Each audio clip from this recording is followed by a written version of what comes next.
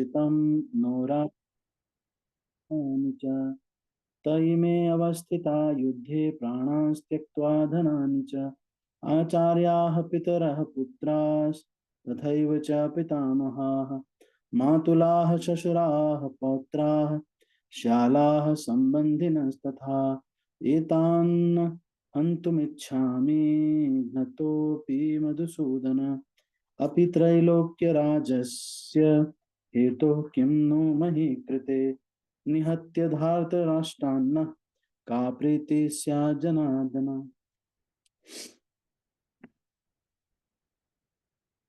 तो अर्जुन यहाँ पर कह रहे हैं कि किम नो राज्येन गोविंद किम भोगैर जीवितेन वा येषाम् अर्थे कांक्षितम नो राज्यम भोगा सुखानि च।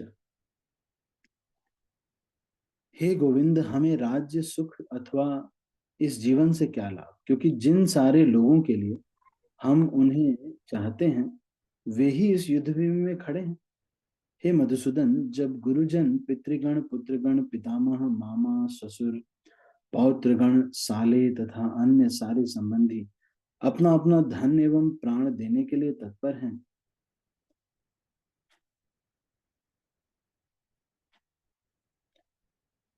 तो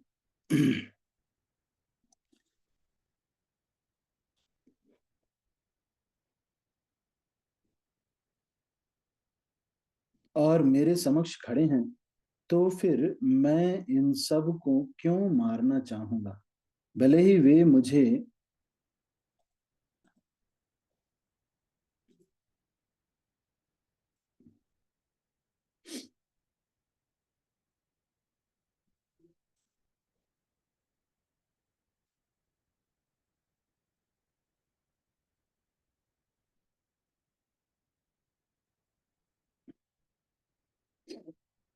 भले ही वे मुझे क्यों न मार डालें। हे जीवों के पालक, मैं इन सबों से लड़ने को तैयार नहीं, भले ही बदले में मुझे तीनों लोक क्यों न मिलते हों। इस पृथ्वी की तो बात ही छोड़ दें, भला धृतराष्ट्र के पुत्रों को मारकर हमें कौन सी प्रसन्नता मिलेगी। तात्पर्य, अर्जुन ने भगवान कृष्ण को गोविंद कहकर संबोधित किया। सबसे पहले तो एक हृदय देखिए, अर्जुन का एक जो हृदय है वो ये सोच रहा है कि हमको क्या फायदा मिलेगा, और वो भी ये भी सोच रहा है कि अपने ही लोगों को मार रहे हैं जिससे जीतते, अगर ये ऐसे ही है जैसे कि आ, कोई व्यक्ति कंपटीशन में कोई है ही नहीं, हार, अगर हम किसी को हरा रहे हैं तब तो हम जीतने का, इंडिया जब पाकिस्तान से हार, मान लो पाकिस्तान है ही नहीं तो फिर सब इंडिया ही इंडिया है, तो किससे कंपटीशन होगा क्रिकेट मैच। तो वही वो कह रहे हैं कि इतने सारे लोग, जब सारे अपने लोग खत्म ही हो जाएंगे, सारे रिश्तेदार ही हैं। तो अर्जुन के मामा वहां पर हैं, माद्री के शल्य जो है, मद्र नरेश है ना, शल्य। तो शल्य वहां पर मौजूद हैं, अपोजिट पार्टी मामा जी हैं, मामा जी लग रहे हैं वो खड़े हैं। पौत्र तो लक्ष्मण जो है वो दुर्योधन का बेटा है, वो भी खड़ा है। तो सब रिश्तेदार हैं, सारे रिश्तेदार सामने खड़े। तो वो कह रहे हैं कि इन लोगों को मार के हमको क्या फायदा मिलेगा। अर्जुन ने भगवान कृष्ण को गोविंद कहकर संबोधित किया, क्योंकि वे गौओं तथा इंद्रियों की समस्त प्रसन्नता के विषय हैं। इस विशिष्ट शब्द का प्रयोग करके अर्जुन संकेत करता है कि कृष्ण यह समझें कि अर्जुन की इंद्रियां कैसे तृप्त होंगी, किंतु गोविंद हमारी इंद्रियों को तुष्ट करने के लिए नहीं है। हाँ, यदि हम गोविंद की इंद्रियों को तुष्ट करने का प्रयास करते हैं तो हमारी इंद्रियां स्वतः तुष्ट होती हैं। भौतिक दृष्टि से प्रत्येक व्यक्ति अपनी इंद्रियों को तुष्ट करना चाहता है और चाहता है कि उस ईश्वर उसके आज्ञा पालक की तरह काम करे। हम्म, तो हर एक व्यक्ति ये चाहता है कि अपनी इंद्रियों की तुष्टि हो, भगवान की इंद्रियों की तुष्टि ना। तो गोविंद का मतलब भगवान इंद्रियों की प्रसन्नता के विषय हैं। जब इंद्रियां जो हैं, इनको वास्तविक आनंद तभी मिलता है जब ये भगवान की सेवा में लगती है। तो हमें नहीं अभी लग रहा है, क्योंकि हमें अविद्या का रोग हो गया है। तो जो चीज नश्वर है वो नश्वर नहीं लगती है, वो शाश्वत लगती है। और जो शाश्वत चीज है वो नश्वर लगती है, उसमें इंटरेस्ट ही नहीं आता। तो क्योंकि हमको अविद्या का रोग हो गया। अविद्या का रोग का मतलब है ये नित्य को अनित्य समझना, अनित्य को नित्य समझना। तो यहाँ पर कह रहे हैं कि गोविंद जो है ये इंद्रियों को तुष्ट करने का प्रयास करते हैं। अगर हम, यदि हम गोविंद की इंद्रियों को तुष्ट करने का प्रयास करते हैं तो हमारी इंद्रियां स्वतः तुष्ट होती हैं। भौतिक दृष्टि से प्रत्येक व्यक्ति अपनी इंद्रियों को तुष्ट करना चाहता है और चाहता है कि ईश्वर उसके आज्ञा पालक की तरह काम करे। किंतु ईश्वर उनकी तृप्ति वहीं तक करते हैं जितनी के वे पात्र होते हैं, उस हद तक नहीं जितना वे चाहते हैं। किंतु जब कोई इसके विपरीत मार्ग ग्रहण करता है, अर्थात जब वह अपनी इंद्रियों को तृप्ति की चिंता न करके गोविंद की इंद्रियों की तुष्टि करने का प्रयास करता है, तो गोविंद की कृपा से जीव की सारी इच्छाएं पूर्ण हो जाती हैं।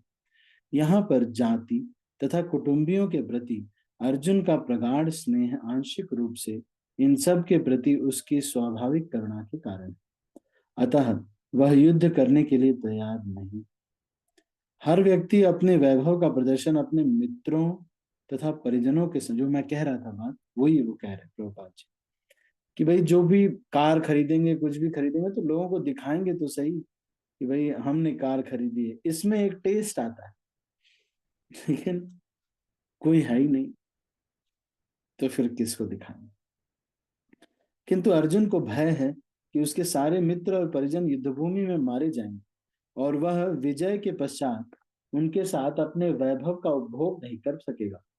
भौतिक जीवन का यह सामान्य लेखा जोखा है, किंतु आध्यात्मिक जीवन इससे सर्वथा भिन्न होता है। तो जब कोई व्यक्ति, एक शादी हुई, शादी में 4 करोड़ का गेट बनाया गया, केवल गेट। कोई अंबानी टाइप के व्यक्ति थे, उनकी शादी थी, उनके यहाँ पे शादी थी, तो 4 करोड़ रुपए केवल गेट में लगाए गए, गेट बनाने में। तो किसी ने कुछ नहीं कहा, किसी ने ये नहीं कहा कि भाई ये इतना बड़ा गेट बना दिया और इतना ज्यादा पैसे खर्च कर दिए, भूखों को खिलाओ, ये क्या कर रहे हो। किसी ने कुछ नहीं कहा। जब शिव जी के ऊपर दूध चढ़ाया जाता है, तभी सब लोगों को प्रॉब्लम होती है। 1 करोड़ का गेट बना दिया किसी ने, कोई प्रॉब्लम नहीं। लेकिन शादी हुई, अभी अभी जैसे बहुत ऑपुलेंट तरीके से शादी हुई, इतना पैसे खर्च कर दिए गए, इतने पैसे खर्च कर दिए गए, तो कॉस्मेटिक्स में इतने पैसे खर्च हो जाते हैं। मतलब एक वो जो ब्राइडल मेकअप का 1.5-2 लाख रुपए लेते हैं।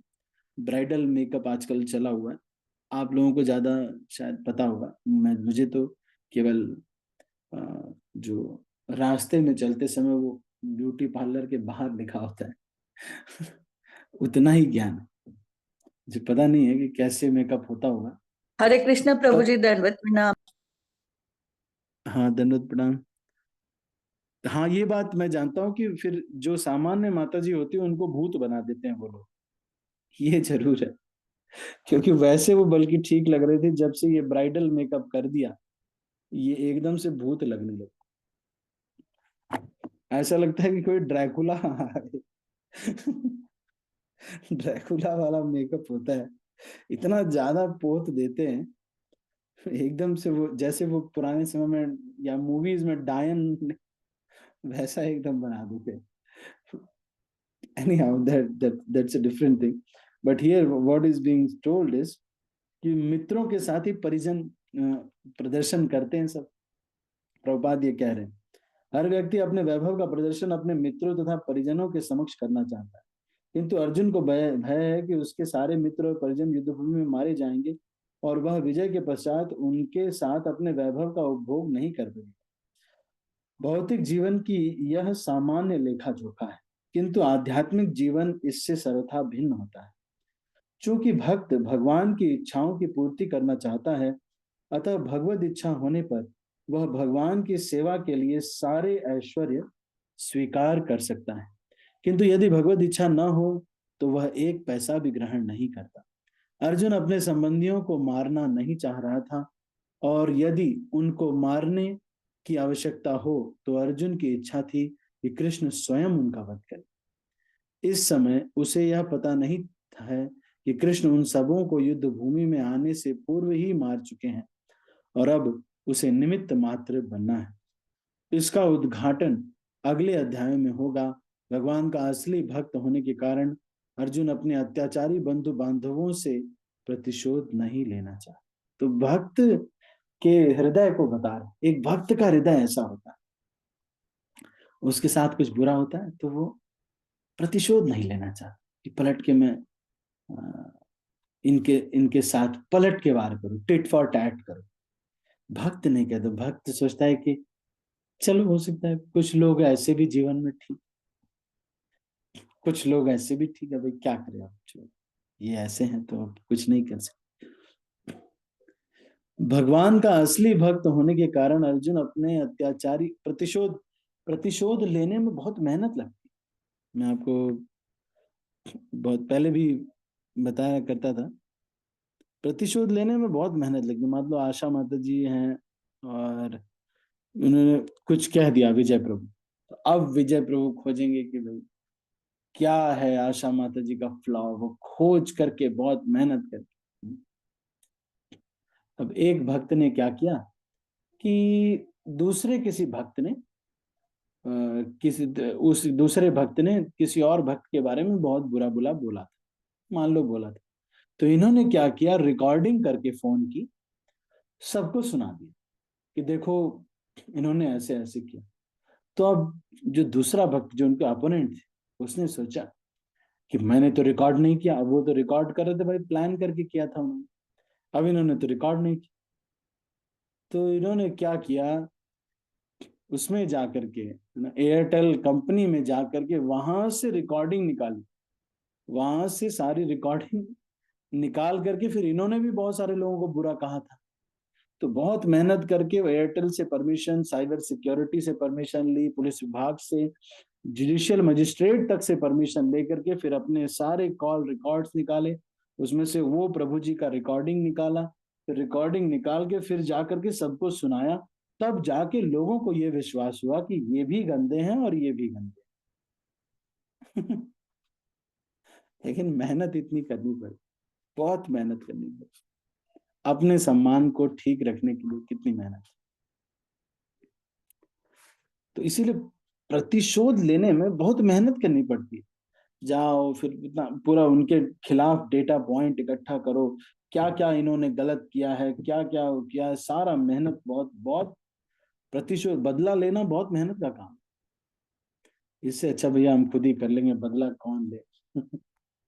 हमें बदला नहीं लेना, समझ रहे हैं। किसी ने हमको कुछ बोला, अब हम भी उनको बोलेंगे, बोलने में बहुत मेहनत लगेगी। मान लीजिए उन्होंने कहा कि ये चोर है, तो अब हम कहेंगे मुझे चोर बोला, अच्छा कैसे, आप आपके सामने बोला ना, मुझे चोर बोला, अब रुको मैं इनको दिखाता हूँ। तो पहले तो ये सब किया, फिर बहुत दिन तक ये चीज टेंशन में रहेगी कि मुझे चोर बोला गया, मुझे चोर बोला गया। फिर जब राइट व्यक्ति मिलेगा उसको जाके बोलेंगे कि इसने मुझे चोर बोला, अब देखना मैं क्या करूँ। फिर उसके बाद बहुत मेहनत करनी पड़ी। प्रतिशोध लेना ज्यादा फायदा नहीं है भक्तों को स्पेशली। तो अर्जुन जो है इस तरह से सोच नहीं रहा है, तो हमको लेकिन फिर क्या करना चाहिए, हमको कर्तव्य से कोई भी चीज करना चाहिए। कर्तव्य से मतलब मान लो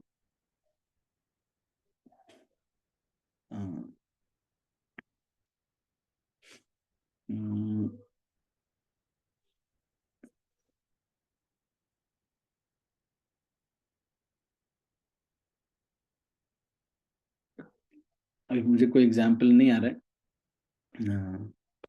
लेकिन शास्त्रों में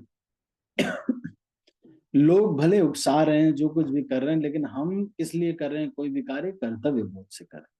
ये हमारा कर्तव्य है, हम इस जीवन में हैं, इसलिए हमको करना है, इसलिए कर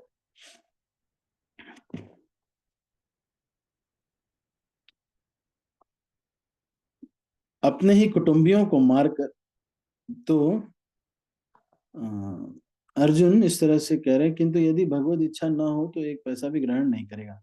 अर्जुन अपने संबंधियों को मारना नहीं चाह रहा था, और यदि उनको मारने की आवश्यकता है तो अर्जुन की इच्छा थी कि कृष्ण स्वयं उन्हें वध करें। तो कृष्ण दुराचारियों का वध करना चाहते। अब यहाँ पे क्या कह रहे हैं? इस समय उसे यह पता नहीं है कि कृष्ण उन सबों को युद्धभूमि में आने से पहले ही मार चुके हैं। इसका उद्घाटन उन्होंने अगले अध्याय में किया है। भगवान का असली भक्त होने के कारण अर्जुन अपने अत्याचारी बंधु बांधवों से प्रतिशोध नहीं लेना चाहता था, किंतु यह तो भगवान की योजना थी कि सबका वध हो। भगवत भक्त दुष्टों से प्रतिशोध नहीं लेना चाहते, किंतु भगवान दुष्टों द्वारा भक्त के उत्पीड़न को सहन नहीं कर पाते। भगवान किसी व्यक्ति को अपनी इच्छा से क्षमा करते हैं, किंतु यदि कोई उनके भक्तों को हानि पहुंचाता है तो उसे क्षमा नहीं करते। इसलिए भगवान इन दुराचारियों का वध करने के लिए उद्यत थे, यद्यपि अर्जुन उन्हें क्षमा करना चाहता था। तो अर्जुन क्या करना चाहता था? क्षमा करना चाहता था।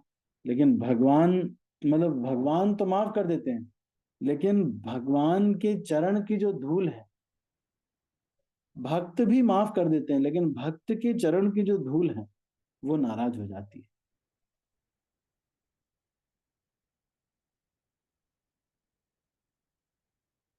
ठीक है, तो भगवान तो माफ कर देंगे, लेकिन भगवान के जो भक्त के जो चरण, भक्त का अपमान होता है तो भगवान कभी माफ नहीं करते।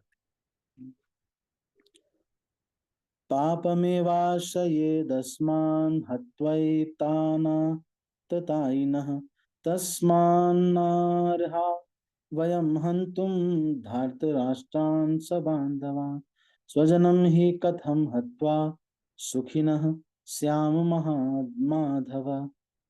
यदि हम ऐसे आतताइयों का वध करते हैं तो हम पर पाप चढ़े, अतः यह उचित नहीं।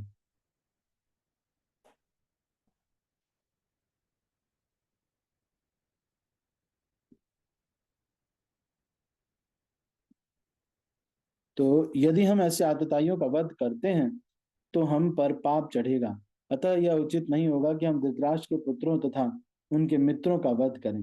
हे लक्ष्मीपति कृष्ण, इससे हमें क्या लाभ होगा, और अपने ही कुटुंबियों को मारकर हम किस प्रकार सुखी हो सकते हैं? तो अपने ही कुटुंबियों को मारकर वो सुखी नहीं होना चाहता, और ये कह रहा है कि पाप भी चढ़ेगा। तो कई कारण अर्जुन देते हैं, उसमें से एक कारण ये भी है कि पाप भी तो लगेगा इसमें, इतने लोगों को मारने का हमको भी तो पाप लगेगा। तो ये कह रहे तात्पर्य, वैदिक आदेशानुसार आतताई 6 प्रकार के होते हैं। तो 6 प्रकार के लोगों का मर्डर करना अलाउड है। कौन कौन? विष देने वाला, घर में अग्नि लगाने वाला, घातक हथियार से आक्रमण करने वाला, धन लूटने वाला, दूसरे की भूमि हड़पने वाला, और पराई स्त्री का अपहरण करने वाला।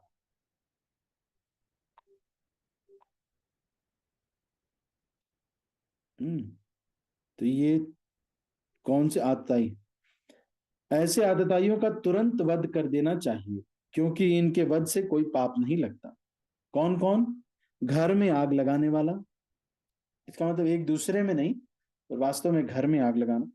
विष देने वाला, घातक हथियार से आक्रमण करने वाला, धन लूटने वाला, दूसरे की भूमि हड़पने वाला, तथा पराई स्त्री का अपहरण करने वाला। ऐसे आतताइयों का तुरंत वध कर देना चाहिए, क्योंकि इनके वध से कोई पाप नहीं लगता। आतताइयों का इस तरह वध करना किसी सामान्य व्यक्ति को शोभा दे सकता है, किंतु अर्जुन कोई सामान्य व्यक्ति नहीं, वह स्वभाव से साधु है, अतः वह उनके साथ साधुवत व्यवहार करना चाहता है।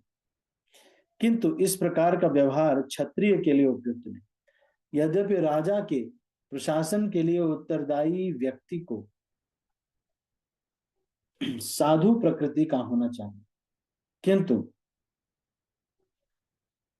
उसे कायर नहीं होना चाहिए। उदाहरणार्थ, भगवान राम इतने साधु थे कि आज भी लोग राम राज्य में रहना चाहते हैं, किंतु उन्होंने कभी कायरता प्रदर्शित नहीं की। रावण आतताई था क्योंकि वह राम की पत्नी सीता का अपहरण करके ले गया था, किंतु राम ने उसे ऐसा पाठ पढ़ाया जो विश्व इतिहास में बेजोड़ है।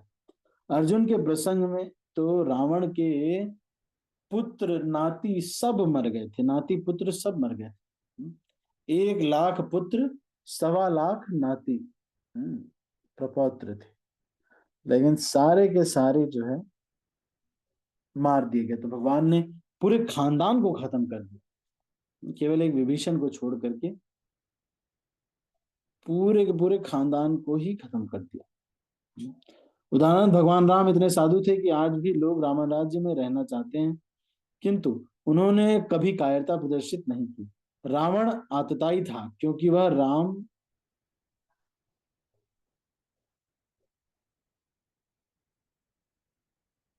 हम्म,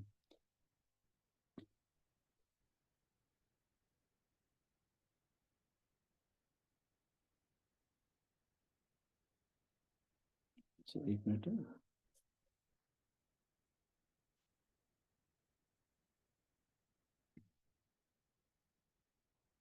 रावण आतताई था क्योंकि वह राम की पत्नी सीता का अपहरण करके ले गया, किंतु राम ने उसे ऐसा पाठ पढ़ाया जो विश्व इतिहास में बेजोड़ है। अर्जुन के प्रसंग में विशिष्ट प्रकार के आतताइयों से भेंट होती है।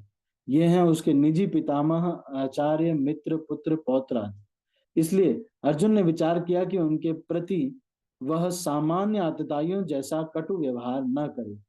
इसके अतिरिक्त साधु पुरुषों को तो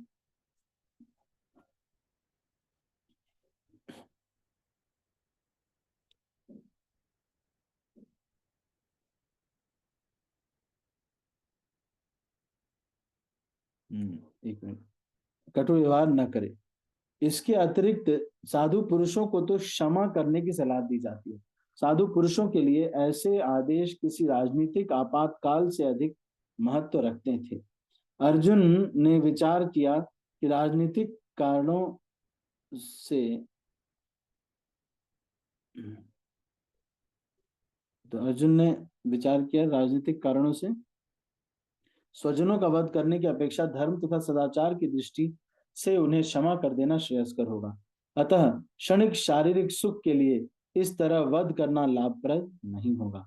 अंततः जब सारा राज्य तथा उससे प्राप्त सुख स्थायी नहीं है, तो फिर अपने स्वजनों को मारकर वह अपने ही जीवन तथा शाश्वत मुक्ति को संकट में डाल क्यों डाले। अर्जुन द्वारा कृष्ण को माधव तथा लक्ष्मीपति के रूप में संबोधित करना भी सार्थक है। वह लक्ष्मीपति कृष्ण को यह बताना चाह रहा था कि उसे ऐसा काम करने वे उसे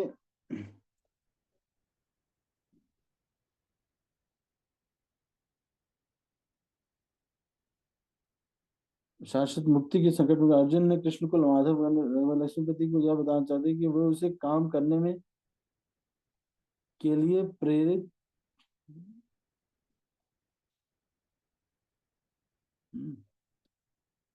न करें जिससे अनिष्ट हो। किंतु कृष्ण कभी भी किसी का अनिष्ट नहीं चाहते, भक्तों का तो कदापि नहीं। तो भगवान किसी का अनिष्ट नहीं चाहते। तो मुख्यतः अर्जुन का जो हृदय है वो समझ में आ रहा है, और ये आ रहा है कि किसी के साथ भी कटु व्यवहार नहीं करनी चाहिए। और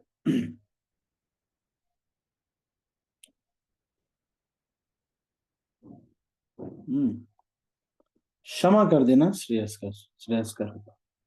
ठीक है, तो 37वें श्लोक से आगे की चर्चा हम अगले प्रवचन में करेंगे। अभी किसी के मन में अगर कोई प्रश्न है या फिर कोई टीका टिप्पणी है तो आप कह सकते हैं।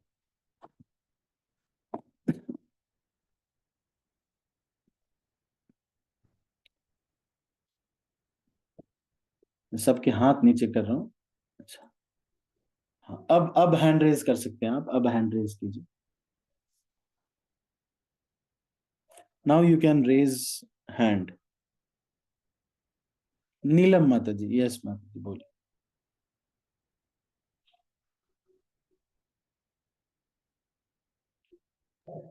बोलिए नीलम माता जी। हाँ जी प्रभु जी, क्षमा करें प्रभु जी, ऐसे ही हो गया मुझसे। हाँ जी हाँ ठीक जी। है, और किसी को कोई प्रश्न पूछना है?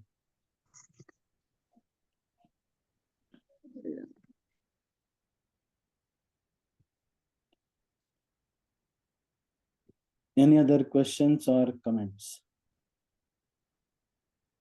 ठीक है, आज हमने ये सीखा कि अर्जुन का जो हृदय है वो सॉफ्ट हृदय था, इसलिए वो ये सोच रहा था कि एक तो भक्तों से किसी से भी कभी प्रतिशोध लेने की भावना नहीं होनी चाहिए, किसी का बुरा करने की भावना नहीं होनी चाहिए।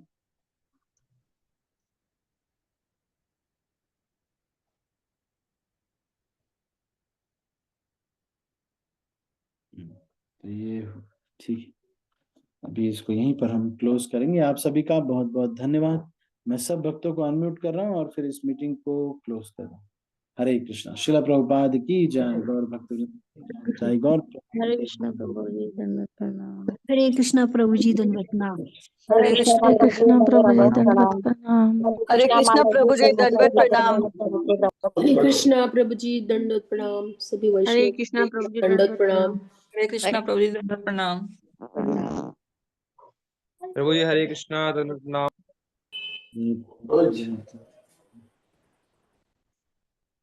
हरे कृष्णा प्रभु दंडवत प्रणाम। हरे कृष्णा प्रभु जी, शाश्वत दंडवत प्रणाम।